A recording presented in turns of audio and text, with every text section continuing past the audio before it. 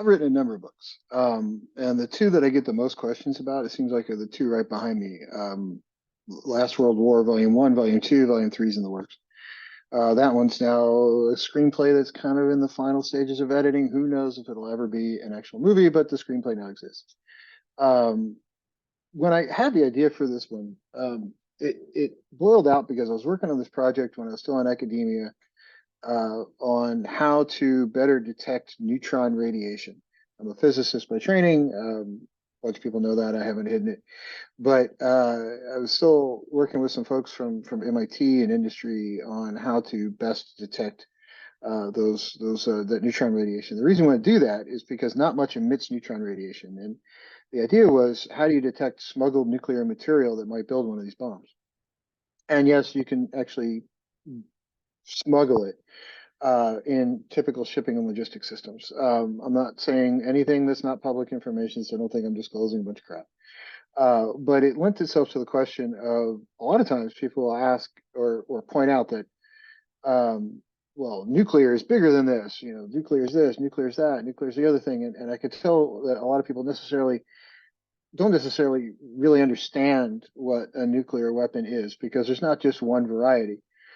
Yes, you can have a tactical nuke. You can make a relatively small one. And in a nuclear sense, that's a very specific word. None of them are small, but you can make some that are smaller than others.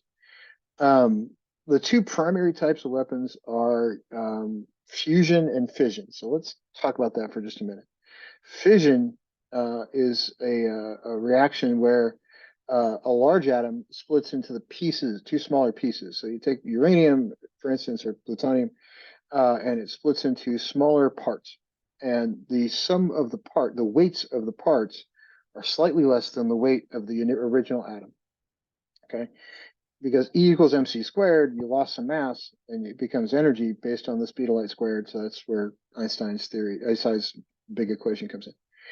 Um, you in a in the, in a nuclear fission sense, there is a maximum size you can build those weapons. They don't get beyond sort of kilotonish, tens of kilotons, hundreds of kilotons, sure, but they don't get to the megaton, the really big devices. Those are fusion devices. We'll talk about that in a second. But inside the fission world, there's two types of devices. There's uranium, plutonium. Uranium, it's really hard to get the material. These are the centrifuge devices that you see or hear about on the news once in a while. Somebody's built a better centrifuge. It's because they want to separate two kinds of uranium, one that's good for bomb and one that's good for reactor. It's really hard to do that because chemically they react exactly the same. So you have to build these centrifuges to separate the two. And that's a really complicated process. And that's why if you saw Oppenheimer, they were trying to figure out how to get enough material to do something. Plutonium is a much different creature. So when you get plutonium, you can actually separate it chemically, which is a lot easier. Finding enough plutonium in the Oppenheimer days was a little bit more difficult than it is today. It's much better known. It's lots of details inside that, but we won't unpack all that. So the point is, in the book, how could a third world nation or a rogue nation or a terrorist state get a hold of these weapons and do something with them? Well, when you saw Oppenheimer and you saw all this testing off in the desert, what they were testing was plutonium devices. Those are implosion devices that you put a bunch of chemical explosive around and you squeeze the plutonium really hard, it implodes and starts the nuclear reaction and it goes off. Okay. Uranium bombs are a lot easier to build. Really hard to get to material, really easy to build. What you do is take two subcritical pieces, and again, you can find this online in 75 different places, not disclosing anything crazy. You take two subcritical pieces and you smash them into each other really hard, and it goes critical, creates a bomb. The first test that I'm aware of those, and I've been looking at this for years, because I used to build sensors to detect smoke ones. The first tester was actually in Japan. They didn't even test the uranium bomb. They're like, we just know it's going to work, so we're going to go take it over. The plutonium devices they tested because it's a lot trickier at the time. It's a lot different now, a lot trickier in the 1940s. So the idea of this book came about because, if you really can smuggle this stuff and you can get a hold of the uranium, that's kind of an issue, right? Because it really is pretty easy to build those things.